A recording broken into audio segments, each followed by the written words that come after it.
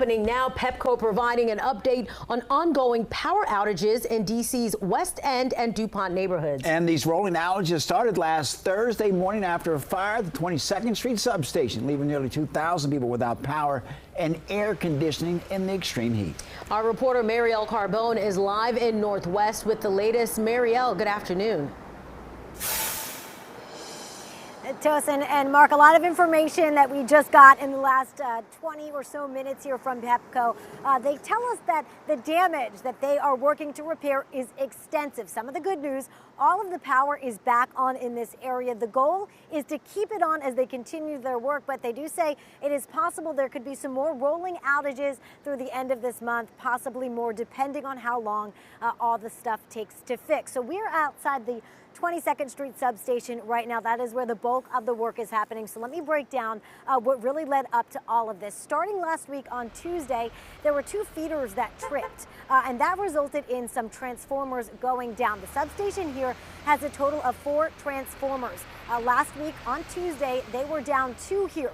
Later in the week, another transformer blew here at the 22nd substation. That was on Wednesday into Thursday morning. There was a fire here and fire and EMS had to respond to that. So with 3 transformers being down, there was only 1 transformer working to put the power on for this entire area. That is why Pepco had to pull some of the power out, pull customers off the line so that they weren't blowing that 4th transformer. Now, since then, over the last few days, they've gotten 1 of the transformers back up. So 2 are now operating, and with both of those going, they're hopeful that as they work to repair the final 2, that they can keep the power on, but that is subject to change. They say a lot of this work is happening underground, so they can make predictions, but once they get down there and they start looking at the lines and the cables, things can change. It can be more extensive. So that is what they're working with right now. Again, they're saying the repairs can happen through the end of this month, possibly longer. This has been a big impact for a lot of people dealing with the heat. In fact, we spoke to one woman who works at the Georgetown Marriott nearby. She says a lot of people have been booking rooms there to seek some refuge. Take a listen.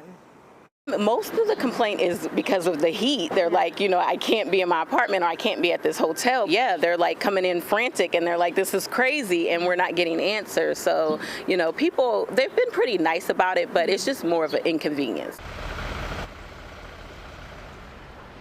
And now that hotel actually entirely booked up for today. That woman there, Ginger, says that it's really rare for that to happen on a Tuesday. Just goes to show people here, they don't want to be sitting in hot apartments.